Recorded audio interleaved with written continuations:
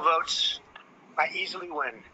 If you count the illegal votes, they can try to steal the election from us. If you count the votes that came in late, we're looking at them very strongly, but a lot of votes came in late.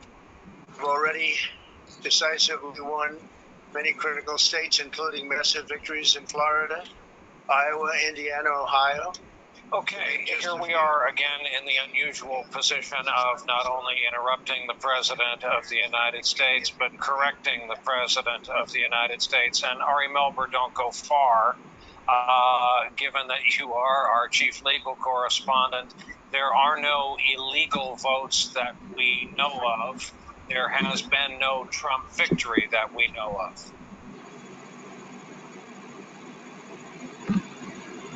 What will we remember about these US elections?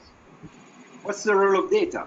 And more importantly, what's the role of people in shaping the day after democracy? My name is Alex Cozzuto, and with the invisible and powerful assistance of Miriam de Grave, I'm here to introduce a conversation. A conversation among a young, not too young, but young enough group of researchers who live and investigate reality from all around the world. You, the audience, are not here to listen passively. You are here to fuel the discussion, and this is how you're going to do that. You will participate in a poll. You will rank the top tech policy priorities for Europe in 2021. You will post your questions and remarks at any moment in this conversation. And after this conversation, you will take the floor while we share a drink or a glass of wine. I hope you don't mind if I get started. First things first, if you're watching from a PC, from a laptop, please take your phone or simply open a second window on your browser.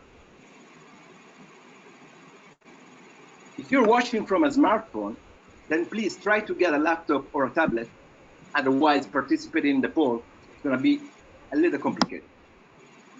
While you do that, and while please you all turn your camera and microphone off so that you can focus on the speakers, I want to ask Tony, who is based in San Francisco, what the atmosphere right now in the US is, or at least in California.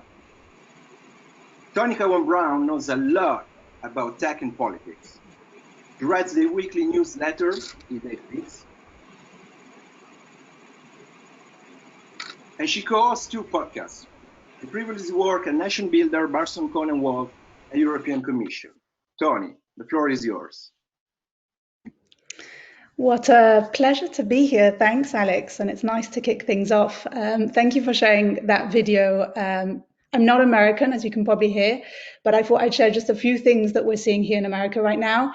It wasn't just MSNBC that pulled the plug on President Trump's speech yesterday. We also had NBC, ABC, CNN also kept his live broadcast on, but displayed a banner at the end of the screen without evidence or without any evidence.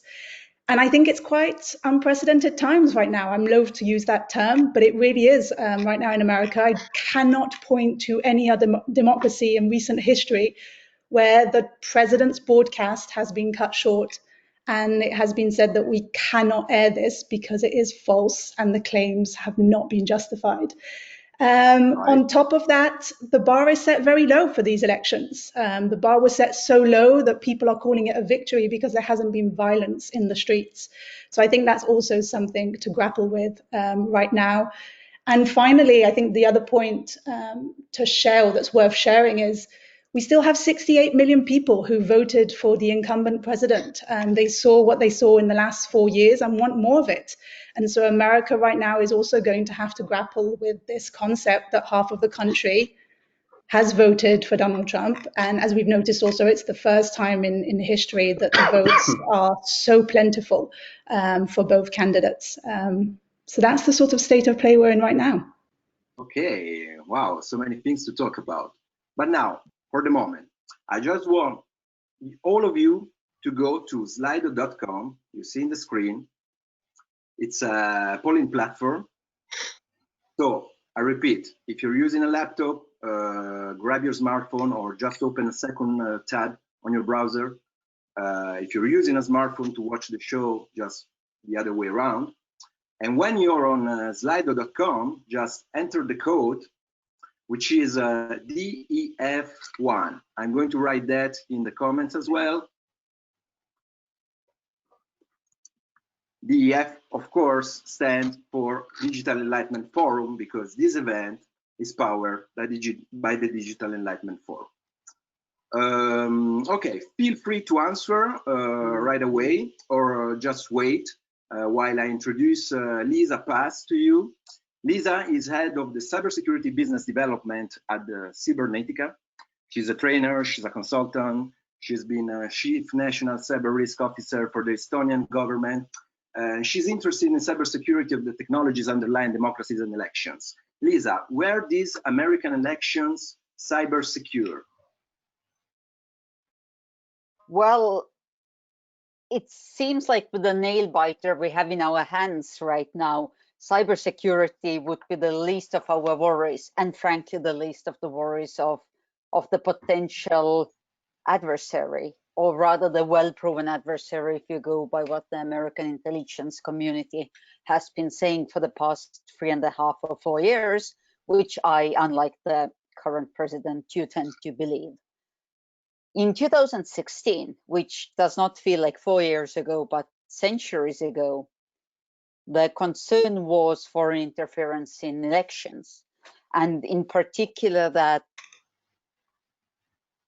the intelligence communities and politically motivated actors from other nations, so closely government-controlled or government-linked actors, were being opportunistic in delegitimizing the democratic institutions of the United States, thus undermining the trust in democracy in any whichever way they could, including by cyber interference, creating fear, confusion, and doubt.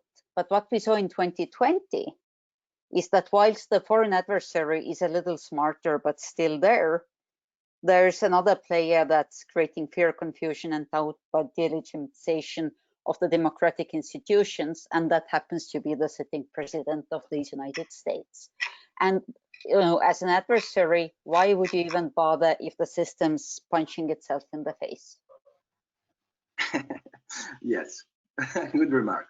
So thank you, Lisa, very much. As you can see from the screen, people are already voting. You are already voting. We have 17 votes so far. So I remind you once more, if you haven't done that yet, go to slido.com, enter the code that you see on screen, which is DEF1, and you will be able to vote. But before we see the result, I would like to ask Ine what she would choose. Ine van Zeeland is a PhD researcher at the Vrije Universiteit van Brussel.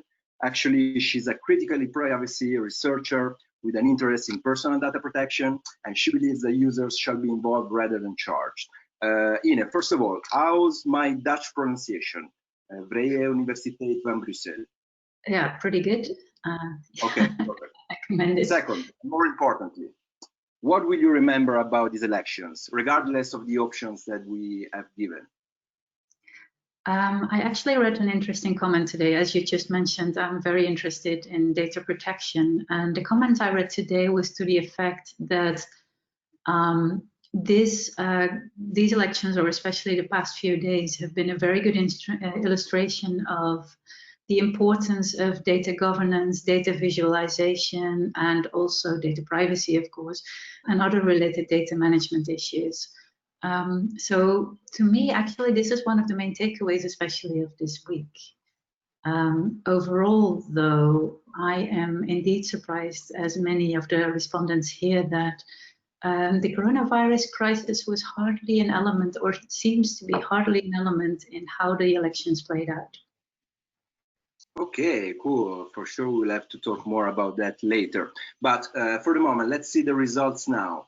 There's, as you can see, an overwhelming majority for option D, which is 240,000 Americans die, and one seems to notice. I'm a bit disappointed because my personal option would have been the nickname Sleepy Joe. which personally I found very, very funny. Okay, Abhishek, what did you vote and why? Abhishek Dasgupta is a research software engineer and computational social scientist. He applies machine learning to social media, political science, and law. He's based in Oxford, UK. Abhishek. Hello, everyone, and thanks for inviting me to this wonderful panel. I voted for the fact that no one seemed to discuss the COVID crisis in the electoral campaign, particularly the GOP and Trump, who have followed the policy of, undermining scientific experts. And the fact that so many people still voted for him anyway, irrespective of the highest death toll in the world, is shocking. Okay. Someone screaming. I hope we can get rid of them. Please, I'd like to remind everyone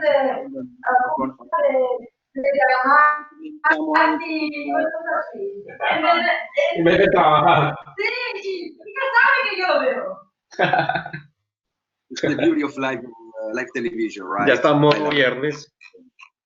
Thank you, Esteban, for turning your microphone off. So, while we what's going on at Esteban's place, I would like to Marie is a PhD candidate and datafication researcher at the University of Tartu in Estonia. Her research focuses on algorithmic governance and how it is experienced by data experts with a critical approach. So my first question would be algorithmic governance. What is that? And will algorithms govern elections in 4 years, or they did in 2020 already? Oh, that's a very interesting question. I don't think I have an answer because there is not enough transparency, if you know what I mean. So we need more transparency in case of algorithms.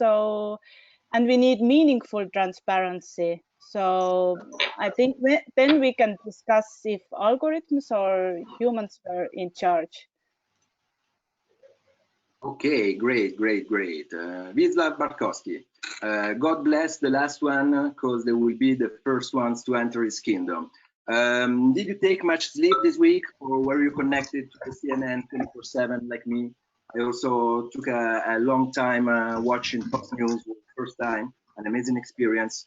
Wisław is an interaction designer. He works with art, design, science, and technology. He's based in Poland, where he's head of creative coding at the School of Form. Creative coding. Are you one of those geeks like me who believes that coding is poetry? Tell me more about it.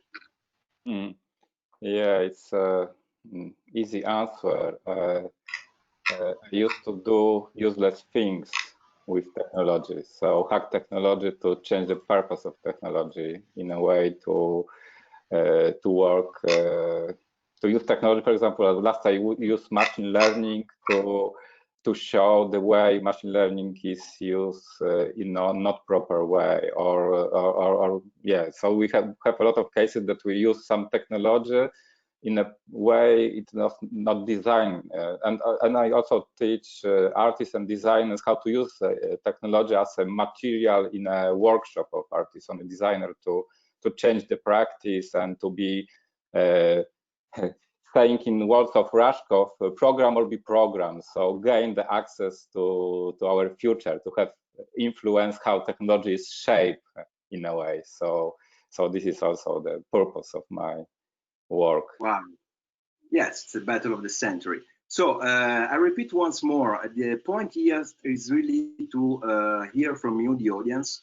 And I'm happy that we already have a question for one of our speakers. It's a question for Maurice. What is algorithmic transparency and transparency for front? How is it actionable? Maurice. I think we can think about algorithmic transparency in many different ways, because I think most of the time when it is discussed, the thinking goes that we should like open up the algorithms, and algorithms should be like understandable for people. But there is this problem, what Lisa also mentioned in the comment box, that this doesn't work, because even if you see the code, it doesn't really matter. So I think one of the solutions, or maybe not solutions, but the way to go is to have like those sorry, I missed the word at the moment. Don't worry, I do that all the time. Yeah, you know, nerves and stuff, and the election make me nervous. But I think it's much the problem is much more of the responsibility of the governmental and private sector actors, not the individuals, because I think for individuals the transparency comes from the possibility to own their own data and control the data more. So I think this is very important. Wow, data ownership, for sure we will have to talk about that, but I think Lisa has had something to add to that. If I can turn the microphone on as well. I think Maris hit something really important, right, the nail on the head, which is that, you know, who are the players? Who are the players who can impose any sort of norms, whether it's algorithmic transparency or whether it's any other way for the audience, for the everyday person, frankly, for me and for all of us, to understand who's whispering in our ear. I mean, it's not illegal you lie in a democracy, but it's illegal you gain from deceit. It's very important to understand that difference, which means that we can't control content. I think policing content is a terrible, terrible idea. It's a liberal authoritarianism, but authoritarian all the same. But we can make sure that citizens know who's whispering in their ear. And to do that, a single citizen is powerless. Furthermore, I think that a single national government vis-a-vis the social media and technology giants is powerless, because why would you ever go and respond to regulation from a market of 1 million people, as is the case in Estonia, or a few dozens of millions of people, as is the case for most of Europe? Which means that unless European Union as a community of like-minded nations that respect rule of law more or less to a degree, as it currently would appear, unless the EU comes together in terms of proposing what the normative framework for social media regulation looks like, we're doomed and will always be chasing whatever the US federal regulation is. So it's so fundamental that there is a pan-European approach to all of this, because otherwise single national governments are powerless. Forgive me if I'm a bit skeptical about that. But before we move to the second question, before we move to the second question of our poll, I would like to make a quick tour with all our speakers, because last week The Economist was writing why it has to be Joe Biden. So I have the impression that everything that was supposed to happen happened. Joe Biden was supposed to win the elections. It seems like he won the elections. Trump was supposed not to recognize the results of the election, is what he's doing. So the scenario is that we're going through a legal battle, quite for sure. My question for you, is it the legal battle the worst thing that can happen? Or because of what we remember from the presidential debate, stand back but stand by, there may be something worse coming up? Wisław, I would like to start from you. Oh, the legal challenges will happen, and that's the clarification of norm and law through the means of courts is such a fundamental part of the US precedent-based legal system. So that's almost a given. But the worst thing that can happen, in my mind, is not the losing candidate if it is Biden winning, and not respecting a peaceful transfer of power. In other words, whether it's metaphorically, otherwise, if Biden wins by a thin margin, as it appears to be likely, and then Trump refuses to leave the White House and handcuffs himself to the Resolute desk in the Oval Office, that will create such division and not respecting peaceful transfer of power and not having a concession speech where the losing candidate says, we're all Americans, America first, I respect and will support the chosen candidate, as very memorably John McCain did in 2008, losing to the then Senator Obama. That will sow division that will take generations to overcome in the United States. Okay, Wisla, a quick comment about the worst scenario. Yeah, I think there will be a lot of kind of TV show around it, and exposing ego and playing to the end, but nothing bad happen. I think democracy in US is strong, so I believe in institutions. Yeah, that's I'm very good. optimistic. Abhishek, are you optimistic? Right. So yeah, I think it's quite unknown at this stage exactly what will happen. Well, I'm hopeful that things will go peacefully. They're trying to find people who can convince Trump to step down peacefully in case it doesn't go well for him as it looks like. So I'm hopeful that it'll go well. Yes, fingers crossed. Ine and then Tony, before we launch the second question. Okay, I seriously don't think that a court case or any lawsuits on this subject will be the worst thing that could happen. I do note also that this is a global spectacle, all of the world is watching this. And so we run a risk of polarizing the whole world. And I think the nastiness of the debate is really not something that we would like to copy all around the world. And so really that is my concern. Tony, do Americans care about polarizing the whole world? Oh, I definitely think they do. I think they also care about how they are perceived. But I think right now they're obviously focused internally. I actually think the damage is already done. I think what Trump has done in the last few years and just in the last few days, has already, there's no going back. He's undermined the credibility of the media. He's undermined the credibility of the democratic process. Someone mentioned here the concession speech. I think it was you, Lisa, and I think you're spot on there. I think what we heard from Donald Trump on Tuesday and yesterday is as much of a concession speech as we are going to get from this president. There's much more to add, but I think right now the damage has already been done. I think we're already we're already on that bandwagon.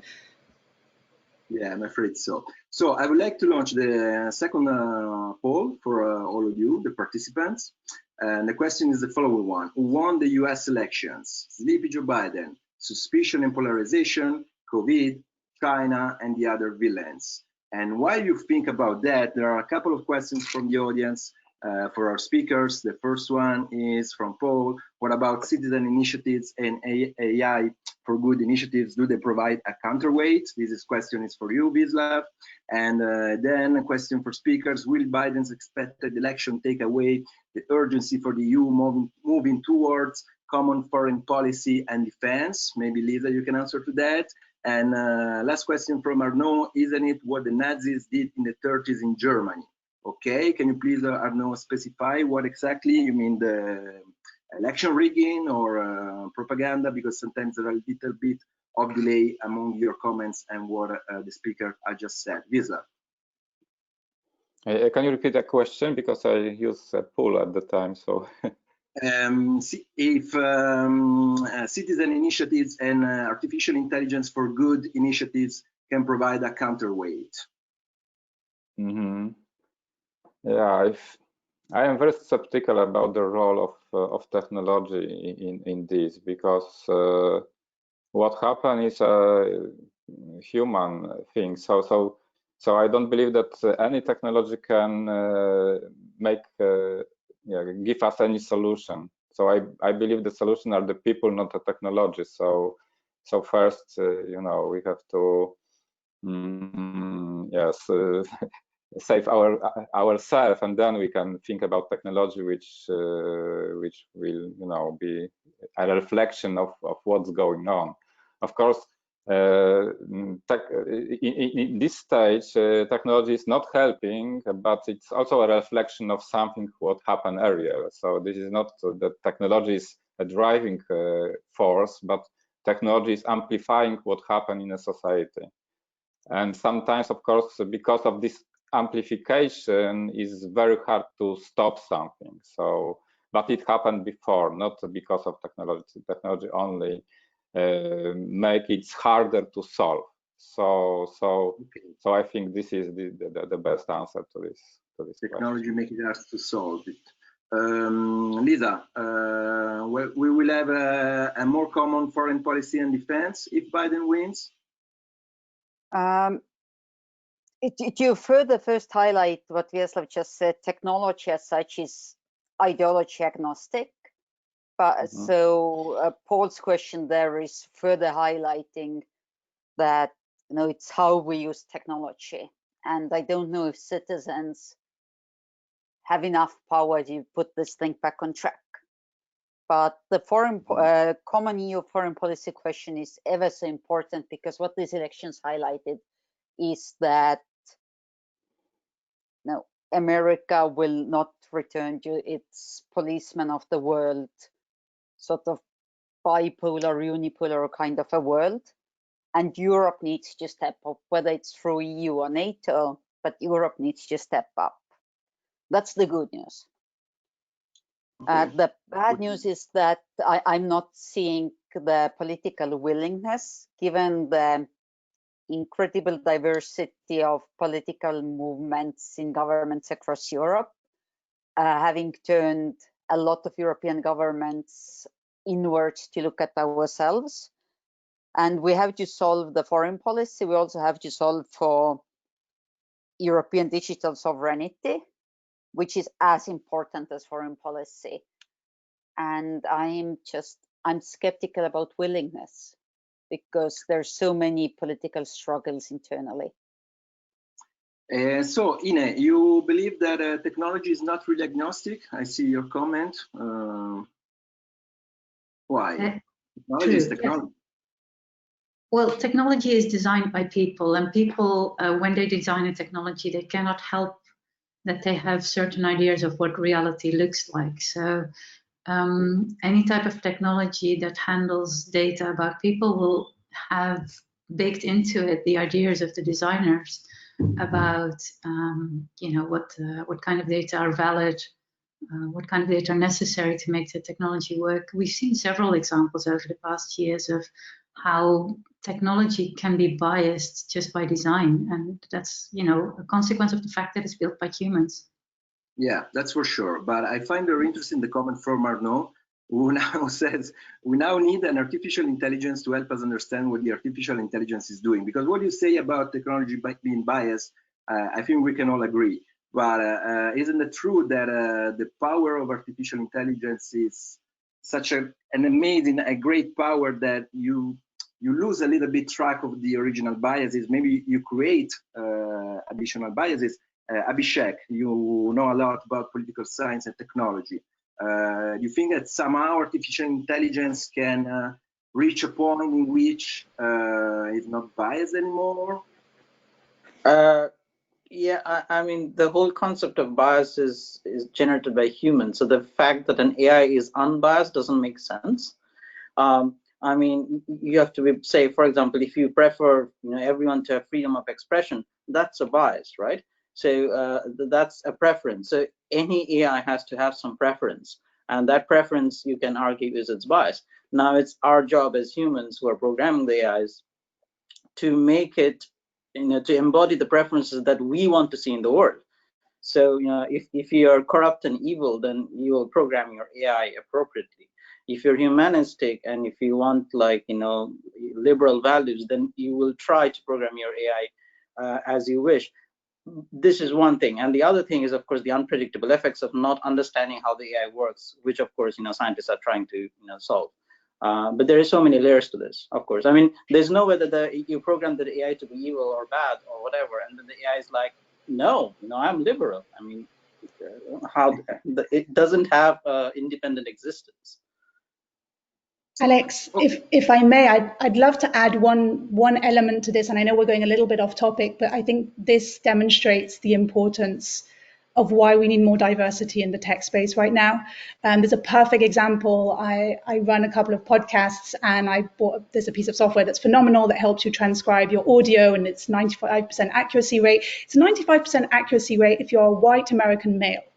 If you are like me, first of all, still white, not American, with a very British accent, that accuracy rate already plummets. If you are a black man in America, that accuracy plummets. So it's a perfect example of technology that works very well for the people, the same people who built it. So it will work on a white American man.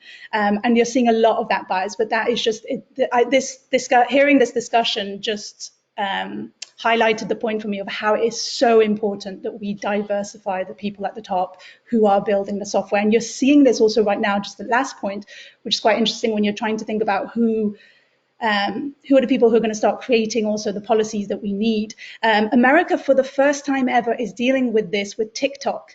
They have millions of Americans using an app that was not built in America for Americans.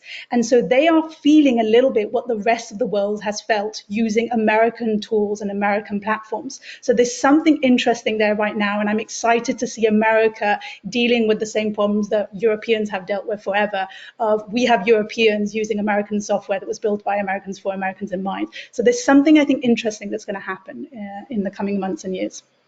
I totally agree. By the way, in your face, Silicon Valley. Wisław, you want to add something on that before we move to analysis of the second poly?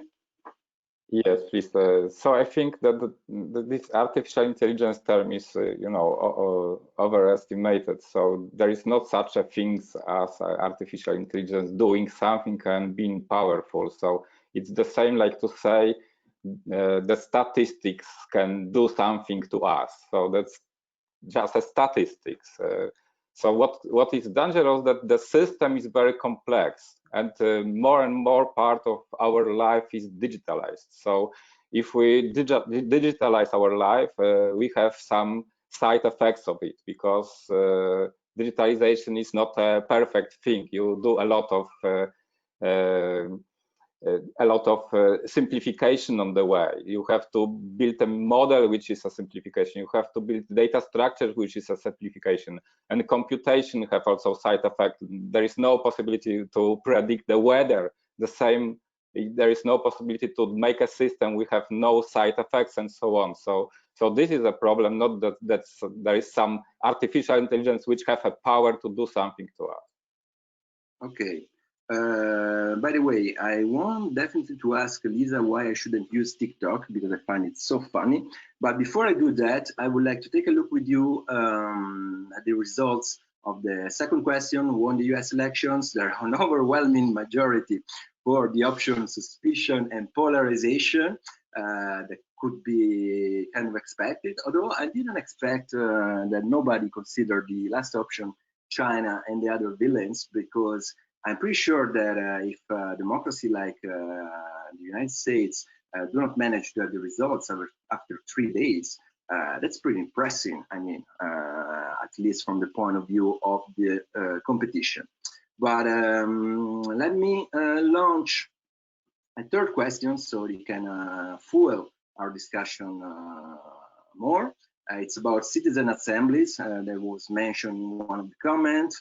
I definitely want to hear Tony's opinion on that, because she's worked at Nation Builder, which is a platform that was supposed to do that, to give voiceless a voice. And yeah, the four options are a solution.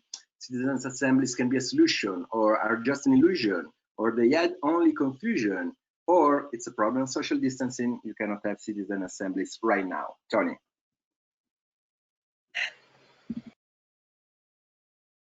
Yeah, okay. Just to clarify, so I used to work at Nation Builder, which was a software company. We provided software to help people run for office and political parties organize. So the idea was to democratize democracy, in the idea initially that it shouldn't be so expensive and so hard to run for office, to launch a new political party. So there was very much that idea of democratizing democracy, but it wasn't so much sort of the citizens' assembly. I think the simple answer to citizens' assembly is, it's useful, it's powerful, but not in a tool in of itself. It has to be part of many other things that are happening. It can be an illusion if you think it is the solution to all of the problems. To have, and I guess this is the ongoing discussion that's happening right now in America, you heard a lot of young, but also not so young people coming out of the booths who clearly voted for the first time saying, I had no idea that there were so many, there were so many people I had to vote for. I thought this was a question of Trump versus Biden. So there's a lack of political education. And I think that happens way at the beginning of our lives. And so there's a question here of, do citizens' assemblies like this actually work if you don't actually understand the democratic process? So I don't know. I'm always for more democratic participation, but it only works if it is embedded in the everyday culture and the everyday life. I think we saw it very clearly with the Brexit referendum. The UK wasn't prone to doing referendums. It's not a thing they did very often, which is completely the opposite of what you see in somewhere like Switzerland, where that is baked into the democratic process. So I don't know. I don't have a perfect answer on that, to be honest. So somewhere between a solution and confusion. It's something to look into, yeah. But I think we need a lot more than just that. But thank you, Tony, because you mentioned something in between, which was the financial burden of running a campaign. And I have a question for Ine. Beyond the financial consideration, but this campaign, I read some numbers. It was crazy. It was huge, the amount of money that the two parties spent, in particular in the swing states. So how can you get out of this dilemma? I honestly wouldn't know why you asked me. I really don't know. I have no solution to it. So yes, I've read comments that said, yeah, this, of course, money is distorting this election, and is it mainly election in which the richest person wins? Yeah, I have personal ideas about that, but I fear that this wouldn't really solve any issues in reality. Okay, Marisa, we have a question from the audience, a pretty important question in my opinion. Do we really understand what we're talking about when we speak of artificial intelligence? No. Probably no. We are talking about different things. If you are talking about AI, what are you talking about? Robots? Because when you talk with ordinary people, they start very often talk about robots, which is not the case at the moment in many times. And when we are talking about like public institutions and public institutions using some kind of AI to predict some kind of whatever. So I think there's a lot of confusion, but there are also like some attempts to like teach people what AI actually is and what do we mean by AI, like the courses, elements of AI. But I think this is just a very like beginning, and we should more talk about it in the schools, like not really mystify everything related with data and numbers and statistics and also computers, because it's not that mystical. It's normal part of our lives now. Yeah, I'm not sure after this week how easy it would be to avoid the mystifying things. But let's take a look at the answers that the audience gave to the third questions about the citizen assembly. So for most of the people, it can be a solution, which is a good news, a lot of good news today. Okay, so I would like to present you the next, which is not a poll, it's a sort of rating, a ranking that we would like to do with your help. The idea is that we have selected a few topics, what in our opinion may be the hottest political topics in 2021. So now I'm going to, well, actually you should see, tell me if I'm wrong, you should see appear the different proposals on your smartphone or in the second tab of your browser. So you should be allowed to rate these different topics. Why we're asking you this? Because at the end we would like to have a ranking of what we have to expect from 2021, and yeah, what you'll decide. No problem. I just want to forward a question to our speaker. Lots of people think that polarization and suspicion is on the rise. Is Europe different? What do we do about it with technology, if anything? Lisa, what do you think? And yes, social platforms seem to be the answer. I honestly and sincerely don't think that we've broken the back of polarization and suspicion and the resulting alienation. And what these elections more than anything showed is that they were about class, not race as such, as was expected often, not anything else, but they were about class. And they were about class because they were about economy versus the pandemic. And they really were about, you know, whether you needed to go to work because you can't work in a warehouse or in a factory working from home, and you needed to pay your rent and you needed to buy food, and therefore opening the economy became more important versus, you know, the educated intelligentsia classes who could easily work from home and complain about the dog needing to go for a walk from the comfort of their own home whilst only wearing their underpants and a reasonably smart shirt.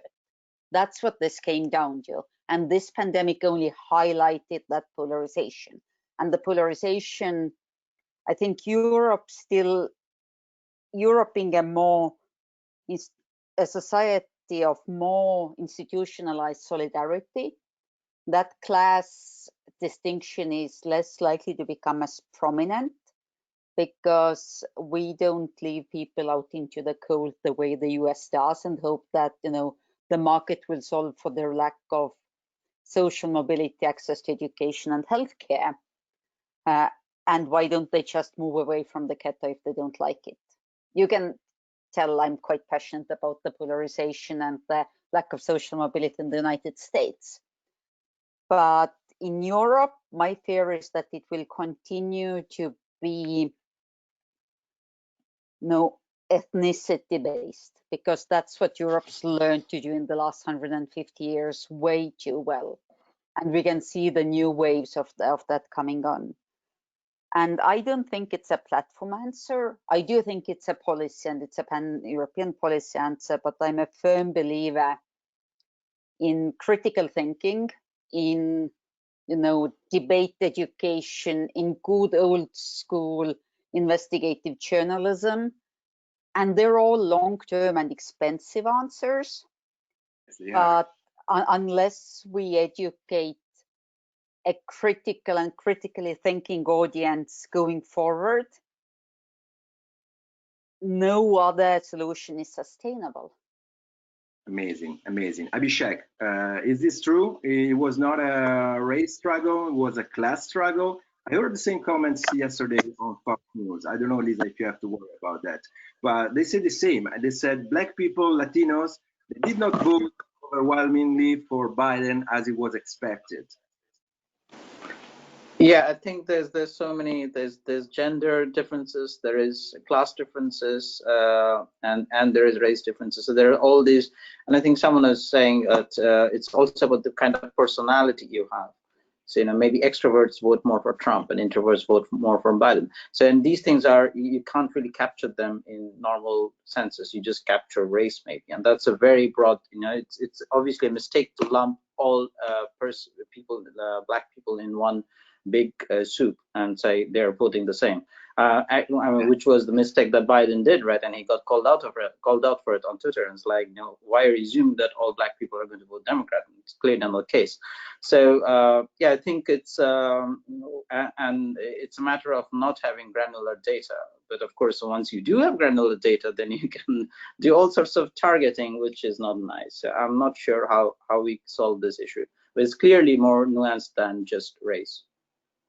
But I guess that Biden expected all black people to vote for him, because when you're part of the establishment, you don't really know black people.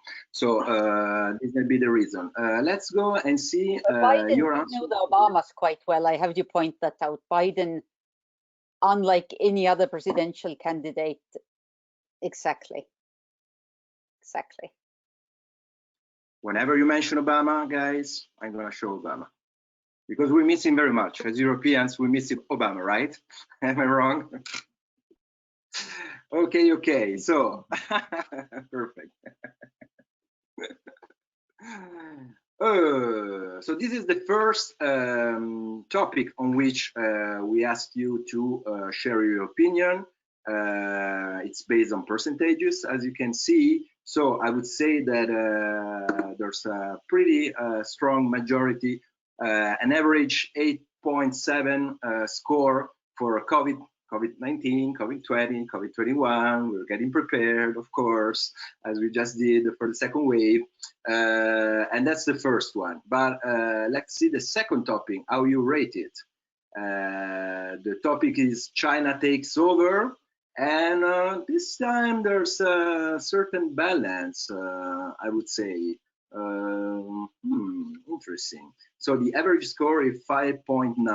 You don't see China as the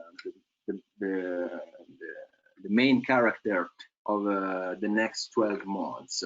Let's see another one before asking you for some comments. Data ownership and the end of data colonization. Or even in this case, we have a pretty average result. The average score is 6.1. So I would like to know from you, maybe Ina, you can tell me, first of all, what's data colonization and what's the problem with that? Okay, so data colonization, apart from being a rather fraught terminology, because you know, some people protest the fact that colonization historically was a quite different thing than what data colonization refers to. What it refers to when people use it is the fact that our daily lives are being datafied. Everything we do is being turned into data. And then those data are being used to manipulate us, or at least to profit off of us. A bit of the issue with that you have a pre-existing condition, for instance, and maybe denied health insurance? For instance, yes, or you may be micro-targeted with political ads that try to influence you to vote differently. The issue a little bit with data colonization is that it assumes already the concept that everything we do and what we are can be datafied. Whereas, of course, the rich experience of who we are and how our lives look cannot all be turned into data. So there have been several studies that have shown that actually political micro-targeting, in the sense that, for example, Cambridge Analytica did it, is not actually that effective. But I have recently read a study where people were trying to influence a social media platform audience who were already receptive to certain questions, to vote differently based on their personality characteristics. So more, again, and Abhishek has already mentioned that as well. If you're an extrovert, you may be more responsive to extroverted political ads. But it still remains to be seen whether that is indeed at scale effective. This was an experiment. So data colonization, yes, it's an issue. Actually, the issue with data colonization is more the intention of people who are trying to influence you by using data about you, rather than whether it's actually effective. Of course, the intention to even try to manipulate people that way is already malicious. So that is the issue. And I'm not sure that data ownership really is a solution to that, because it assumes individual data ownership, and much of the data about us is actually not about you know, us as individuals, but it's data, communication data, which is data between two people, or transaction data, which is data between more than one people. And if we look at, for example, genetic data, if you could share or think you own your genetic data, but it's the data of your whole family. So what if one person only decides to sell those data, and then the rest of the family is kind of sold as well? So data ownership is also a quite complicated issue, and don't think that individual data ownership would solve any data colonization issues. Okay, I would like to know what our audience think about what you just said, if data ownership is a solution or not. Let's see, one more topic. This was a bit romantic. The rise of Luddism and anti-systemic movements. So most of the people do not really think that it's gonna really be an issue, in spite the fact that you believe that polarization is growing. Rise and decline of the startup world. No, the majority says it's going to be a decline or it's going to be a rise again. Well, you can tell us in the comments. And one more topic is Netflix, Amazon, Disney, all the platforms that are now trying to replace television are going to kill the Hollywood stars. It doesn't seem to be an issue for most of you, as the average score is 4.0.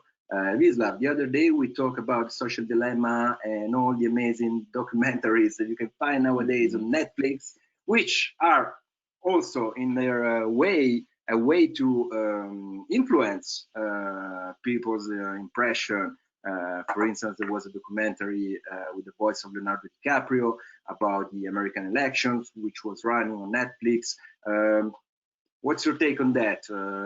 There's going to be some influence from this cultural side of America on politics. Yeah, I mean.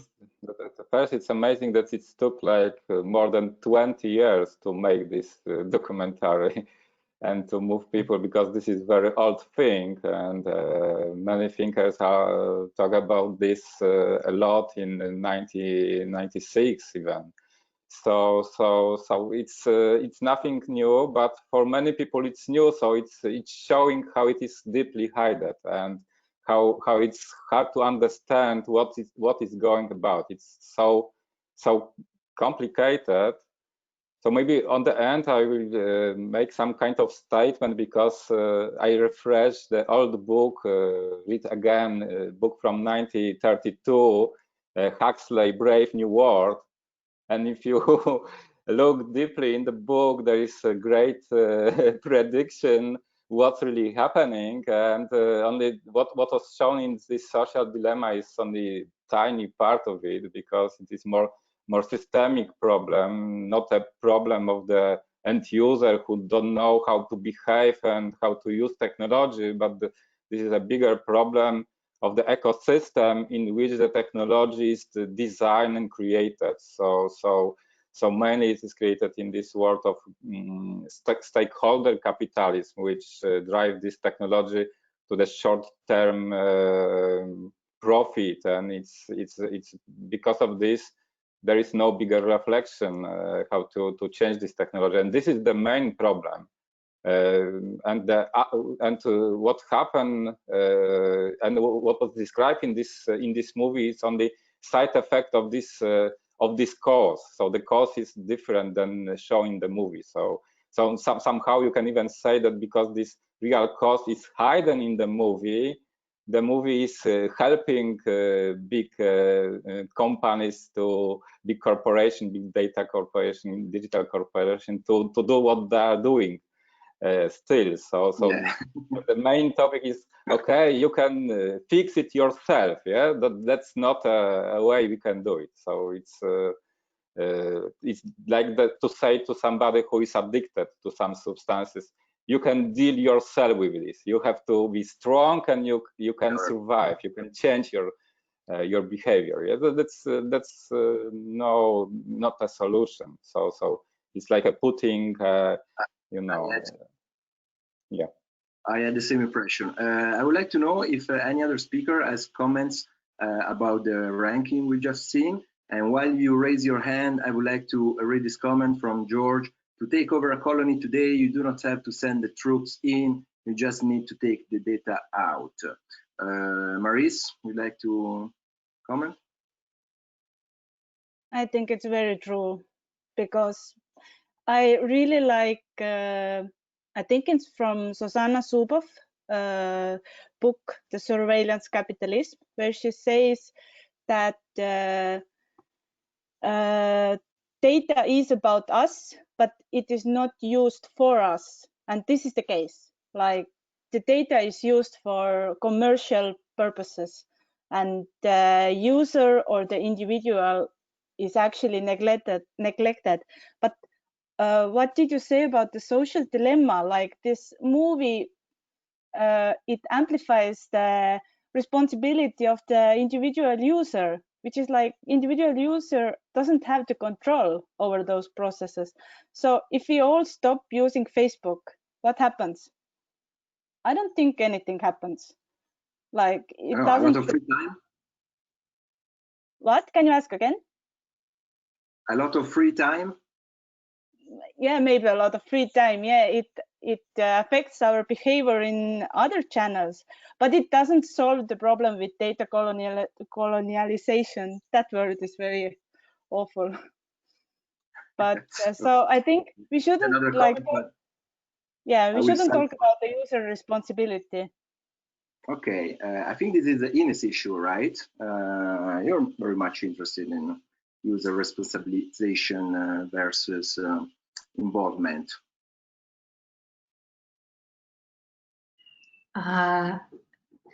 Yes, yeah, I don't believe that, and this is actually, I completely agree with Maurice here. It is not up to the individual to protect themselves. As for other human rights, you are not allowed to breach them. So nobody's allowed to impede your freedom of speech, and similarly, so nobody should breach your privacy or your endanger your data protection. And that is up to the party who would commit that breach. So it's not up to the individual to protect yourself against those kinds of breaches. That's a very principled answer, but I also believe, as Maurice has pointed out, we simply do not, at an individual level, have the power to stand against a Google or a Facebook, such major powers in the world, and much more financed than we are. Okay, while I quickly read a small part of Libe's comments, values and democracy have been undermined, I would like to skip to the other topics of our ranking, because we still have so many things to say and time is running very quickly. So the West runs out of money. Really, guys? You don't think this is going to be an issue? I mean, sooner or later, money will run out. Okay, you will tell me about it. Just print more money, right? So yeah, it's not a problem. The West also runs out of willingness to do anything. This is also very true, because I clearly remember that until 9 months ago, apparently, it was impossible to print more money, and all of a sudden, hundreds of billions of euros have appeared. But I prefer to point your attention to the topics that you have suggested in the ranking option, which are climate immigration, polarization and the denial of scientific knowledge, polarization again, polarization with Z.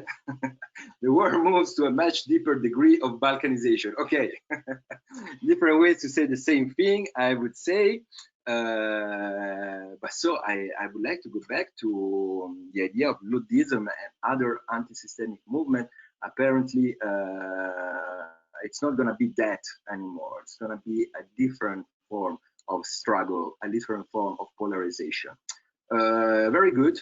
By the way, we're going to collect this data that you have created with your answers to come up with some final takeaways in the next few days from this conference. But as we are slowly shifting to the second main topic of our event tonight, which is data, and in particular data colonization, I invite you to reply once more to a poll. This one, even more provocative one. Why tech companies don't like to pay taxes? You have 4 options. They're too fast for the legislation to catch up. Please don't choose this one. Come on, nobody does, which gets a point. They just call it lobbying. And the last one, which was the realpolitik one, was the West cannot afford losing the tech race with China. You really don't like China, guys. Abhishek, why is that? I mean, I thought China was taking over. Well, yeah, I don't understand what losing the tech race with China means, because tech is so broad. Does it mean nanotech, robots, killer robots, AI? I mean, there's a lot of worries in the. Don't make me give you a speech about 5G, please. Oh yes, and 5G, I forgot about that. There's so much hoopla about Let's talk about TikTok.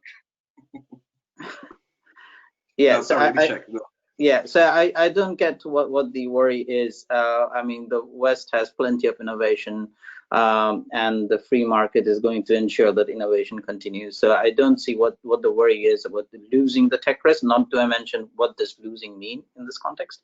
So yeah. I mean, other than microconductors, China is cheaper and more effective at producing everything else in fundamental technology. That's what it means. Sure. Tony, yeah, we were talking about TikTok just 1 second ago, and just to make a bridge with the previous topic, the American elections, I have the impression that Trump built a good part of his consensus in this ideal struggle against China, and the tech part, TikTok, 5G, etc., were part of that. And I don't have the impression that Biden did something radically different during the campaign for what concerned his position towards China. What's the question? If you see a difference in Trump's position and Biden's position towards China. I'm going to answer that by not answering this and explaining something a little bit different. My struggle with this US election is very few policies were actually discussed. I was talking with a few people and I was asking, can someone point me to the big policy debates that were actually talked about from both sides and from both candidates throughout this election? And the reason I bring this up is because it actually points to a broader problem. Is someone mentioned it previously that the role of technology is now so ingrained with politics. It used to be a gimmick. It used to be about apps. It used to be about fun things. Now it's about democracy, pure and simple. It's about who has the right to vote. It's about censorship. It's about whose voices can be heard. And so what's happened, and we saw this happen again in 2016, and I really hope we learn from 2020, is weeks and a few months ahead of the elections, we started talking about explicitly talking about the role of technologies, the role of censorships, what we're actually expecting from these tech companies as we go into the elections.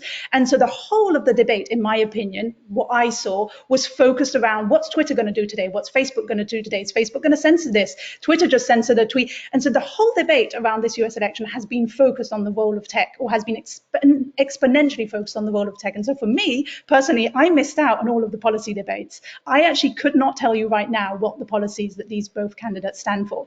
I'm hoping that the lesson we learn from this is to figure out how we now function in a democracy, how politics are run, how elections are run, with technology being a core component of that, whether it's social media platforms or actual software. We're going to have to educate ourselves on this, and we're going to have to talk about this, and we're going to have to legislate on this every single day of the year, not a few weeks, not a few months ahead of the elections, because we saw this happen again in 2016 as well. So I know that's not an exact answer to your question, but I thought I'd throw that into the mix. You were answering by not answering. Wisław, please pick one of these two topics. Whether you talk me about China or you tell me why tech companies don't like to pay taxes. Oh, that's an easy answer. Why companies don't pay taxes? Because we have system which promote no paying taxes. If you pay taxes, you lose because other companies don't pay taxes. So you have to play the same game no paying taxes. So the system is wrong. So the system is set this way that if you no pay taxes, you are the winner. That's it. Optimization of taxes, part of the optimization. It's called not stalling something, but optimization. So these words explain everything. It's optimization of taxes. That's so it. should I assume that you're the only one who answered the option, the last option, the West cannot afford losing tax rates with China? Because this is the point about taxation, the excuse that most tech companies use, saying No. If companies don't pay taxes, we even more lose with China because society is weaker. So if there is no taxes, there is no money to make stronger society. So that's why we can lose with China, not because companies are not competitive to China. This is something different. Company is competitive if company can invite something new and do really something which is valuable. And this is not connected with taxes. It's connected with the culture of the company, not with the taxes. So this is not well put question. So it's not about okay. It's not so simple. No taxes and then we win China. Does any speaker have a different take on that? Please raise your hand or just turn the microphone on and share your thought.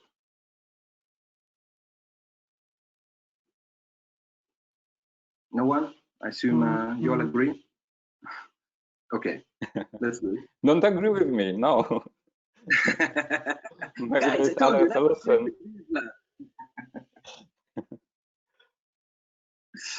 Okay, but for most of our audience, the answer is they're too fast for legislation to catch up. So it's not that they're not competitive enough, it's they're too fast, too competitive. So I don't know. I feel like we have different feelings here in the room. Anyway, let's move to the next question. When someone asks you about data, your answer is data is the new oil. That data needs regulation. Data makes rich people richer. People don't understand data. Maurice, maybe we can connect this to what we're saying about artificial intelligence. It's complicated. You got me very surprisingly, so I need to look at them. No, I was referring to the last option. People don't understand data. I mean, what's so, and it's not a rhetorical question, what's so difficult to understand about data and the use that we do nowadays? I think the difficulty comes from the processes that are invisible to the ordinary user. We don't know what happens with data. We use different platforms, but we actually don't know what happens. We don't know, like when you read the privacy policies, somebody says that there is this third party who can use your data. Who is that third party? I don't know. And we never actually may not in a very concrete way understand, even if they point out what they are doing, because it's too hard to understand when you are not when you don't know how those processes go. You don't know, is it okay or is it wrong, or should I say something, or should I say I don't give you my data? So I think we don't have any solutions for that, and we can't understand that thoroughly. Lisa, do we have any solution for that? Sorry,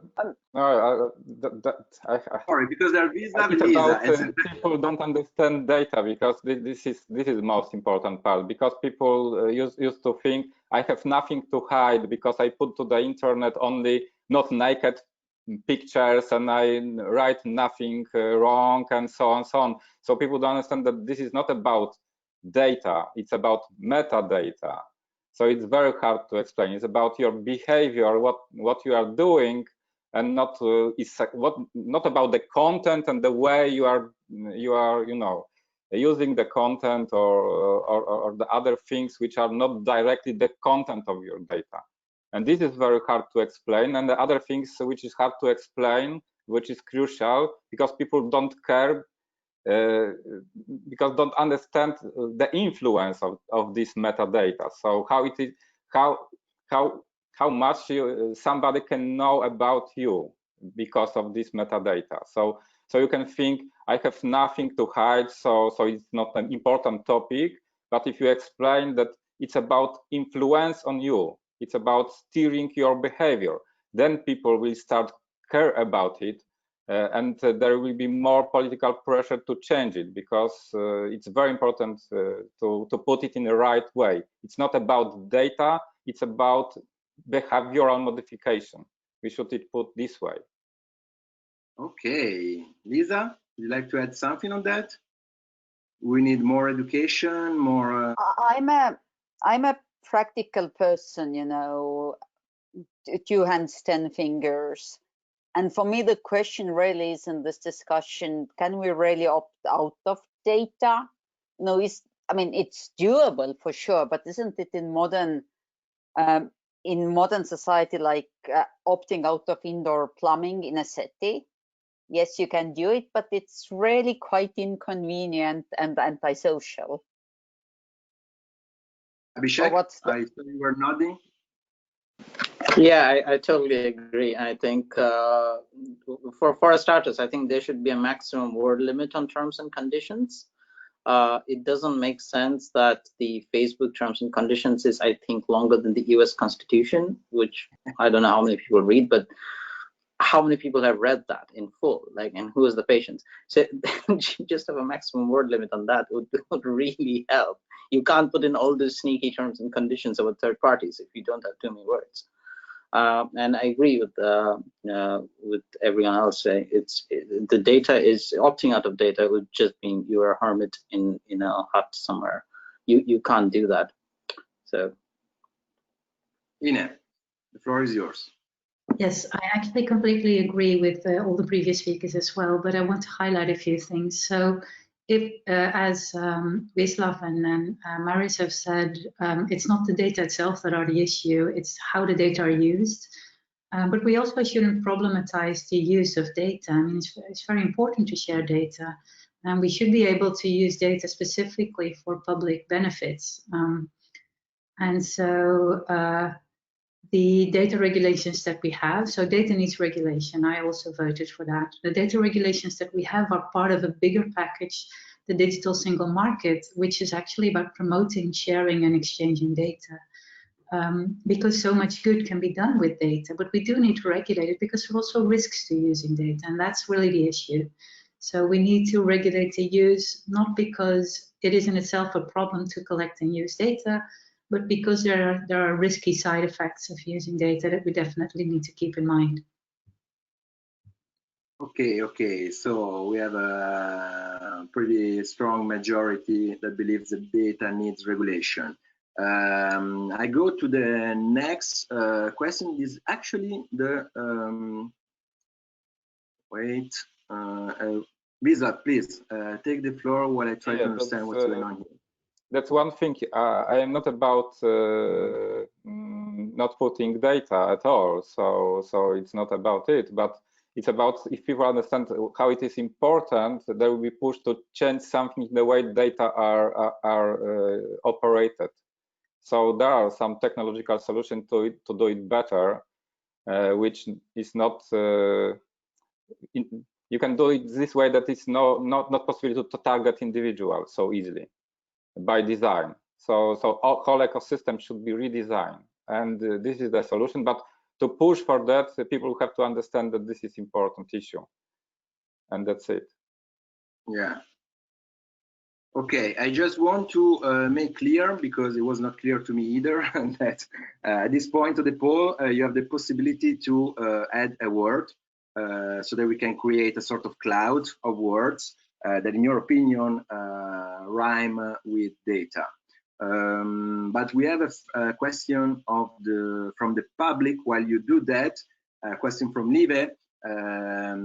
Is the issue not about data because that always existed, but what is done with our data, by whom, and why? So I guess trying to shift the issue from a technological to a political aspect. Tony, what's your take on that?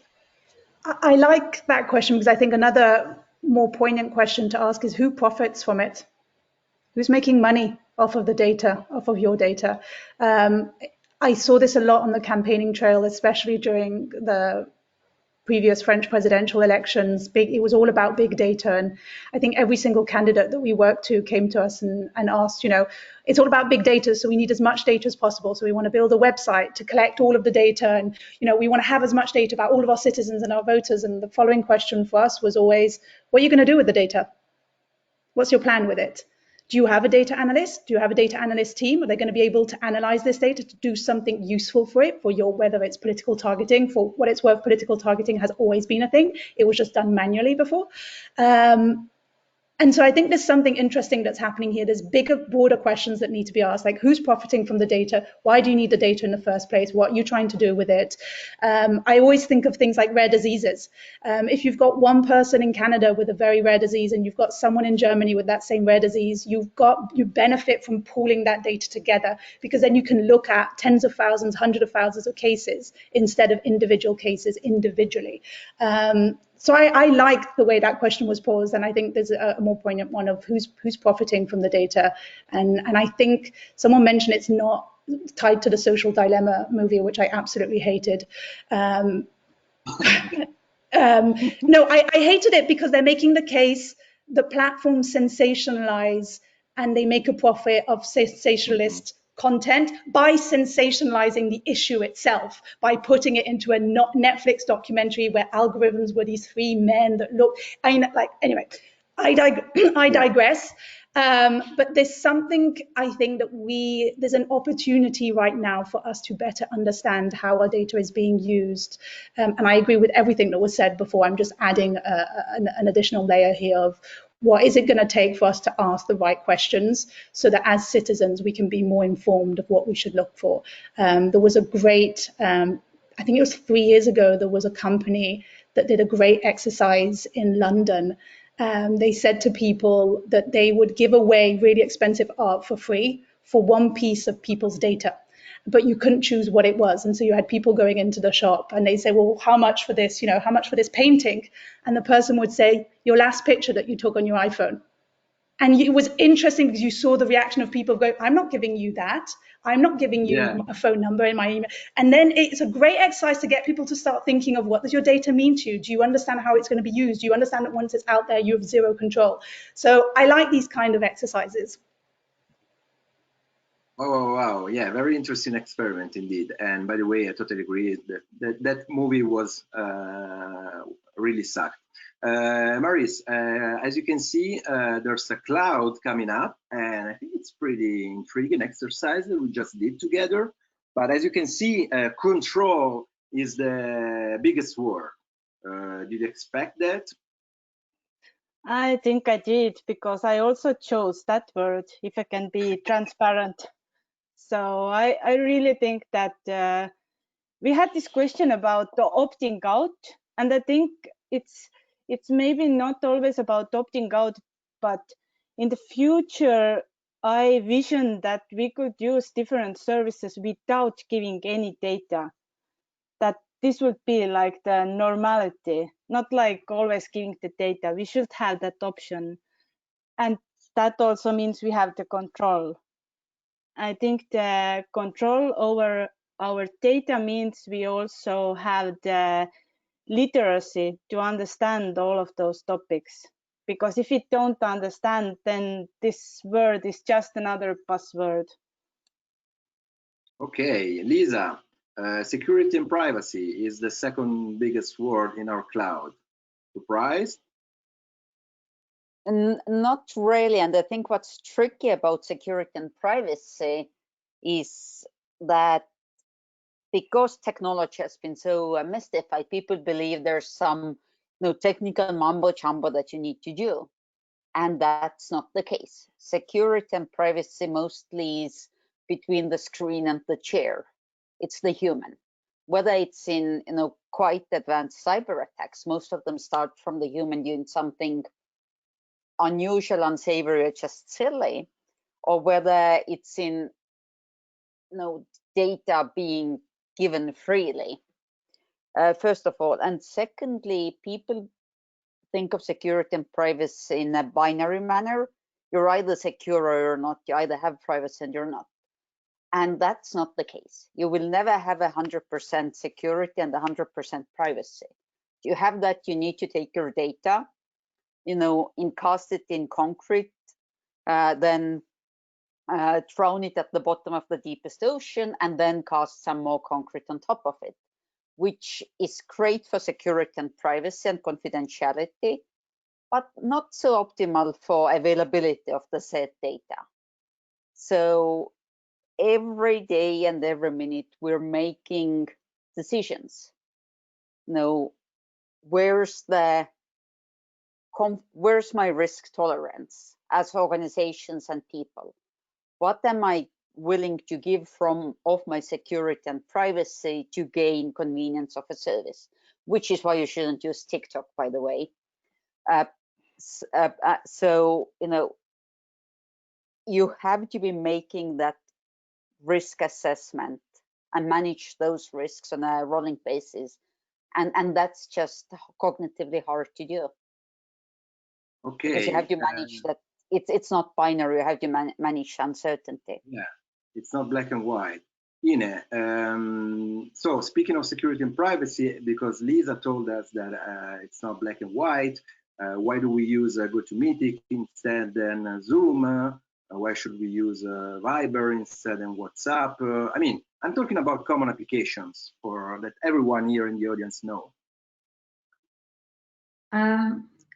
Look, so Susanna Zuboff in her book complains a lot about Google, but she also points out that to make a service like Google Maps work well, a lot of data, a lot of personal data also is used. And so we do get something in return for the use of our data. And so, yes, of course, the question is who profits from it most? But we also profit from it to a certain extent. And so the question is, of course, how do we optimize our own profits? And again, I don't think we can do that on an individual basis. We need some support there, and we also need to band together. But I think in that sense, when it comes to security and privacy, we need regulations more than empowering the individual. As I've pointed out before, so much data are not only about an individual. I currently do research in the banking industry, and one of the issues there is, can one individual consent to sharing data about payments? Because if I pay something, I pay it to somebody else. And if I share my data, the data of the other person will also be involved there. So we need to keep those things in mind whenever we push for individual control of data, that so much data is not about a single person. And also the issue is not whether it's used against a single person, it's how do data create divisions in society, and how do we get differential results as a consequence of how data are used.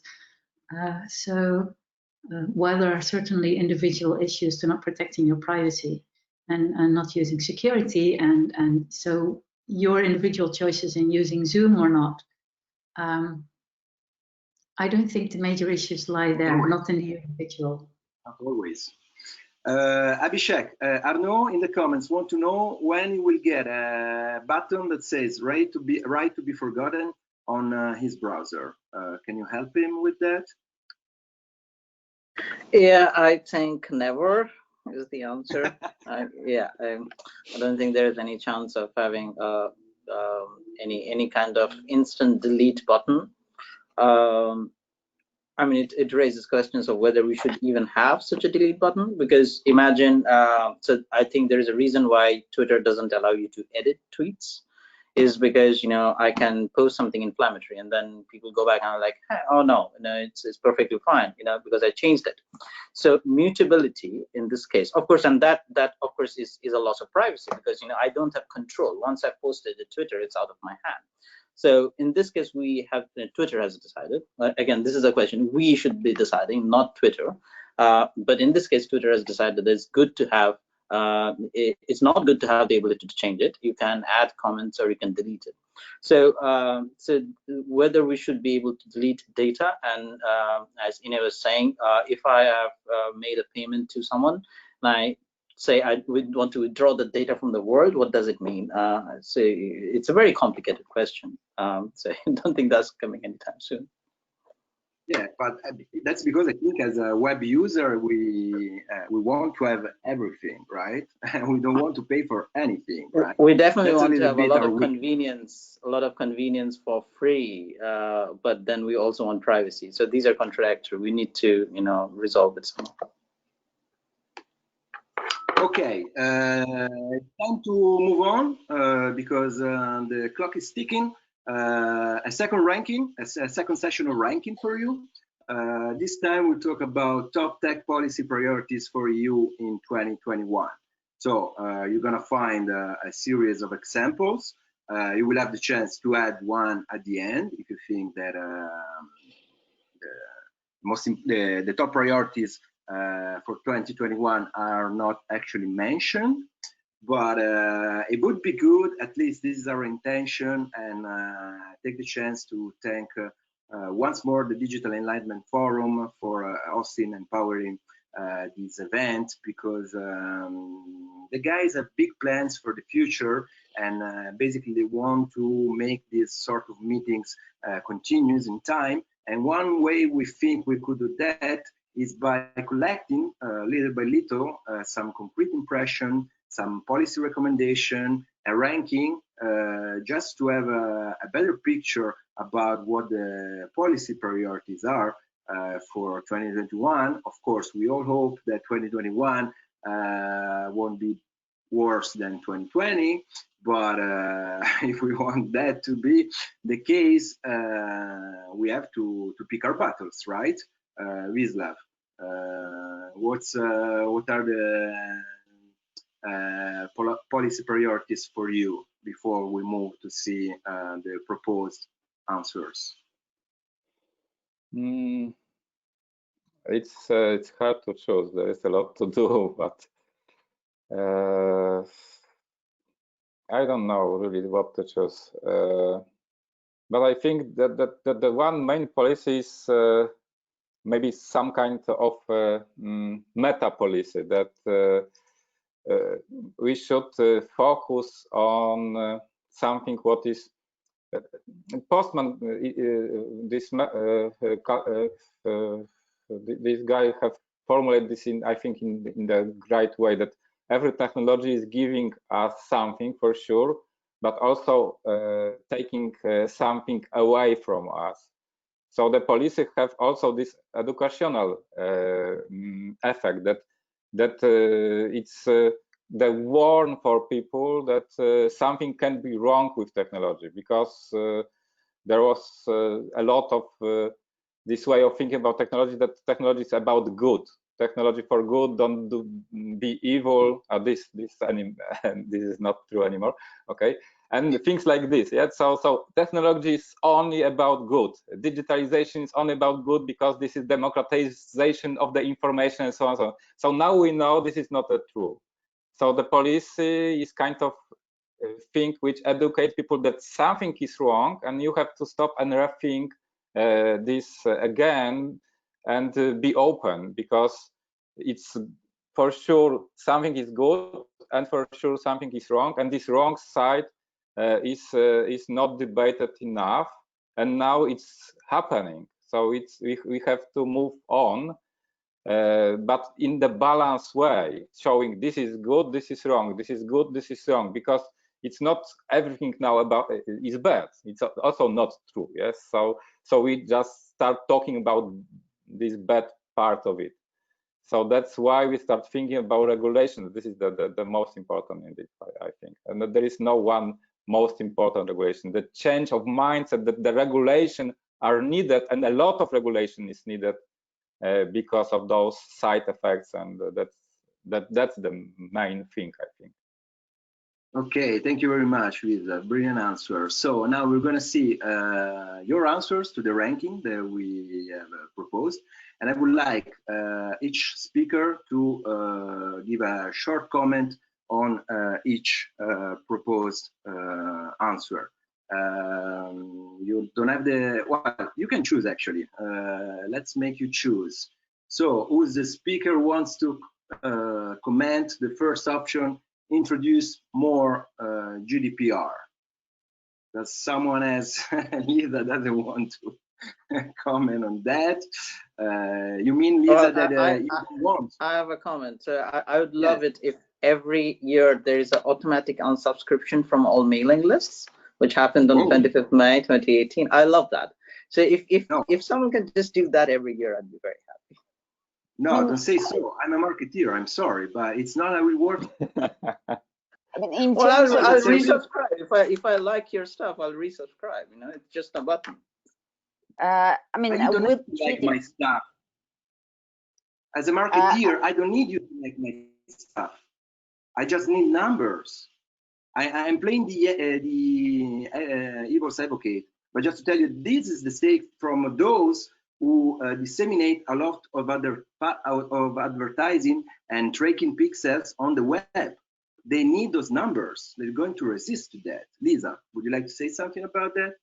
So first of all, I'm going to have you say my farewells in about 60 seconds because I had planned with the original 90-minute panel in mind. And there's a TV camera waiting for me in 20 minutes across town.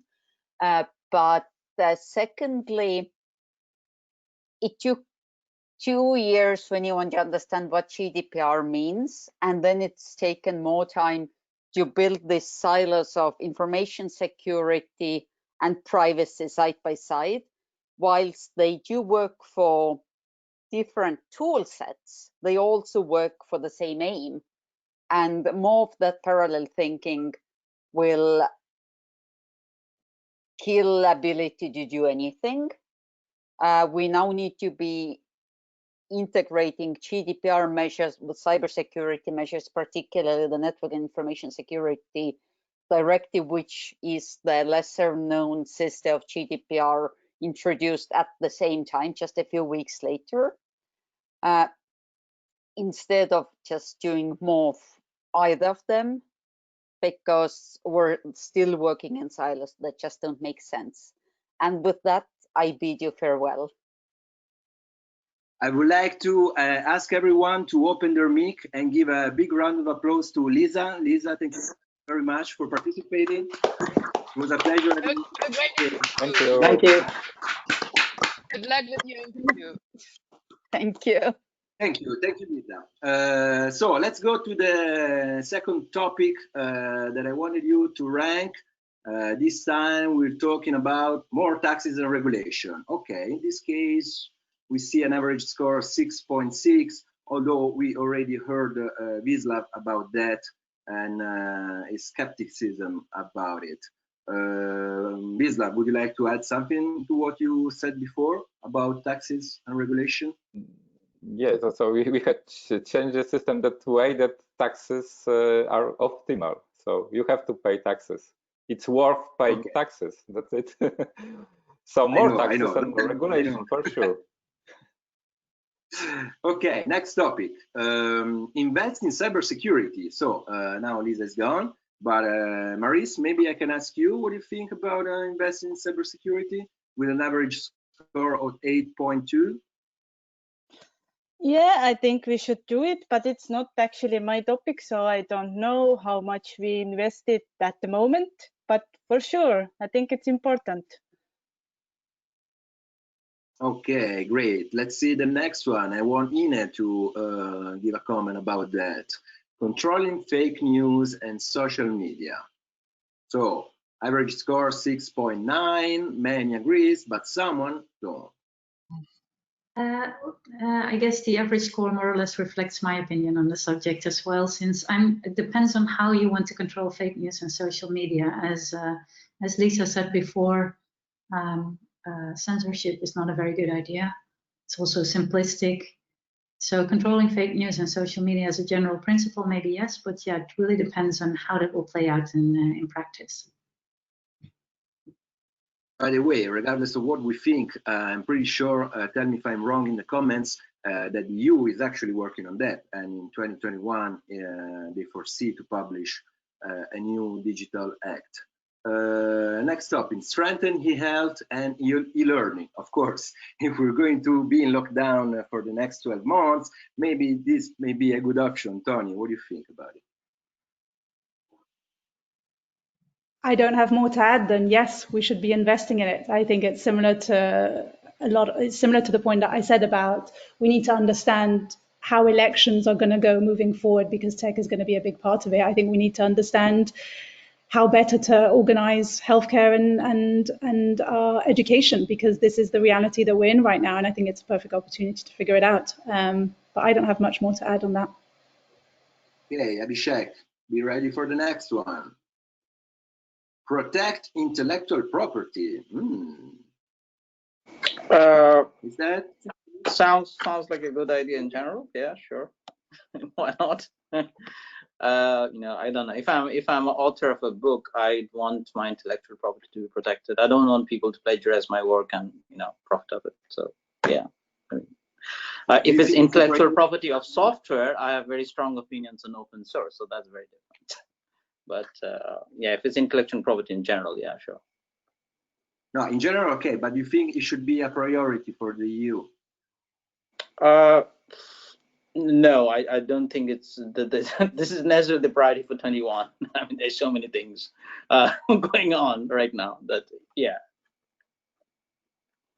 Okay, just asking. Okay, Maris, maybe this is the one for you. Regulate artificial intelligence and Internet of Things.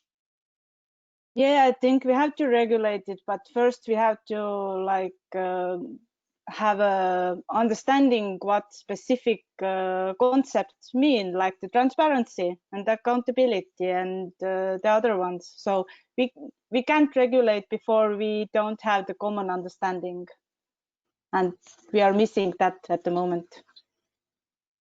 Yeah, but just to make it clear, it's not about the need to regulate this stuff in general. It's really about the EU priorities. Like there's a lack, legislative lack for what concerns regulation of these matters. I think it's very important, but I think that COVID-19 actually changes a bit the priorities. So I think the e-health and e-learning, and also, yeah, I think those things may be more important in the next year. So I think we also need to regulate this, but maybe it takes more time. Okay, Ina, next one for you. If there's one more, oh no, there's your personal choices, and well, Ina, I will ask you to give a comment about that. The main seems to be get tech policy working with most of other policies: trade, health, education, international relations. We have improved education. We have empowered the use of AI, IT for better outcomes like healthcare. If you want strategic autonomy, fixed standardization versus China's attack, improving digital literacy of policy makers, this is interesting, and public values. Ine, which one would you pick? One of mine is in there, improving digital literacy of policymakers. We've been talking a lot about education for the general public when it comes to digital literacy and understanding what technology can do. But I think because these were all questions about policy, I think we should start with educating policymakers on what tech can and cannot do. We've seen several examples this year of tech being introduced to solve something that didn't solve anything. And if we want to regulate better, then I think what we need is really our regulators, our policymakers, our legislators to better understand what they are regulating exactly. Okay, I think Tony has to leave. Would you like to give a last comment before we give you as well a big round of applause? Happy to. I'll add on one thing that was just said because I think it was spot on. Just as an anecdote, when I worked at Nation Builder and we were working towards GDPR compliance, which actually was very much in line with how the software was built, so we were happy to do it. The right to be forgotten was an interesting one because it created a big moral dilemma for our engineers who were telling us, morally, I cannot do this. If something existed at one point in time, I can't pretend it was never there, because one of the questions was, if I want to be deleted from someone's database, I also have to be deleted from the past databases and the backups. And so it created something spectacular of just bringing to the surface that in theory, something might feel like the right thing, but in practice, not only is it not possible, but it's actually sometimes ethically not the right way around it. So just spot on what was just said. I think there needs to be, and this is where I work, like I work at the intersection of tech and politics and policy, and I think there needs to be more communications between all of these parties involved, or we're just never going to figure it out. So yeah, I just wanted, and thank you, this was fun. Thank you for having me. Ladies and gentlemen, please open your mic and let's give a big round of applause to Tony Cowan-Brown. Thank you, Tony. Thank you. Thank you. Amazing, amazing. Thank you, Tony. Goodbye. I hope I'm going to see you on the next event. For the time being, I think it's pretty much time to wrap up and give our audience the floor. We will just have an event survey that we ask you to fill before you leave the room. But as I said, it was an amazing debate. So many topics we touched in spite of this online environment, which makes things not always very easy. So I really would like to invite the audience, if they feel like, they can activate their microphone, their camera, or just a microphone, or just add their comments, their questions in the chat. But this is your moment if you want to say something to the speakers or the other participants in general. I see Magda, she looks ready to intervene. So please, Magda, the floor is yours. No, it was a great discussion. Thanks. I really followed it. I mean, it was a little bit, at least in the beginning, understandably being dominated by what is happening in the US, and that's just really on our mind. And it's a great example.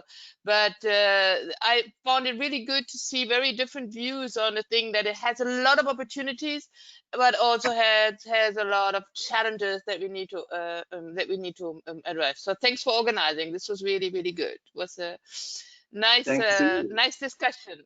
And I hope next time in person again. It's so much nicer to see each other. Yes. Besides, we can have the polling in a live situation as well. So I really see no reason not to do that. Anybody else? George, would you like to intervene? Please.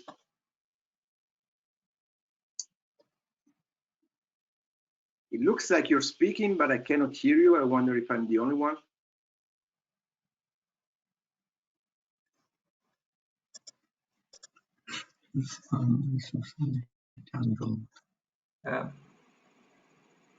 Right now? Do I have a voice now? Yes? Yeah. Okay, thank you. I just wanted to thank the speakers and to say how happy I am that this idea that started at the discussion relatively recently about having such a discussion organized by young people for all the rest of us. And I think that it was a good start, and it will have a tail. It will have a tail and a continuation. So thanks to the speakers, and Alex, special thanks to you. Thanks, George. And I would like to forward your thanks to Miriam, who has been following all the preparation from a much lesser visible position. But of course, she made that possible. Do we have more questions, more comments, remarks? You can even ask questions about the future plans of the Digital Enlightenment Forum. Of course, I don't have the answer to these questions, but you can try. Maybe somebody else can take the floor and add something about that. Don't be shy. I mean, we're young, but not so young. So, in the Alex, yes. Can I, Paul Timmers here. I think this is a unique event that we could organize this. And we have also a unique presence next to me, my mother-in-law, who's in 5 days, I think she will be 100 years old. Whoa! It's probably the oldest. Wow. Open your mic, guys. Open your mic. So I think you did a great job. Thank you very much. Thanks to you, and Thank good you. night. Thanks, Paul. Wow. Yeah. Happy birthday. Yeah. Yeah, happy birthday. Thank you. Thank you. Goodbye, everybody. Okay. So, Yeah. Arnaud, would you like to intervene? I see you just activated your camera. Yes, can you hear me? Yes. Okay, yes, thank you. I never thought I would participate to such an event tonight, but yeah, I find it very refreshing. Thank you for organizing. It was fun as well. We had some interesting, sometimes debates between some of us offline, actually. There is certainly need for follow-up on that. I'm really concerned and surprised by how much of the brain attack people get at the moment, and with no fact checker, nothing that actually they need something to help. We need something to help people, because different cyber attacks and the kind of push by people who really want to undermine democracy. We have a range of stuff here to do. Technology could help, technology could be a risk at the same time, but definitely there is somebody else who put a point about the policymakers, and we need to train them. That's what I like in standardization. I work there, and at least it is something that can provide terminology for people to have a common understanding. Sometimes it's tough, right? But you can have a common understanding about what you are talking about, and then people can start to think about policies they have to write. But if we don't have an agreement on terminology, I don't see how we're going to succeed. Anyway, thank you guys. It was an entertaining one. Thanks to you for the information and for the many questions that you asked in the chat. If somebody else has any more questions or remarks, just activate your camera, raise your hand.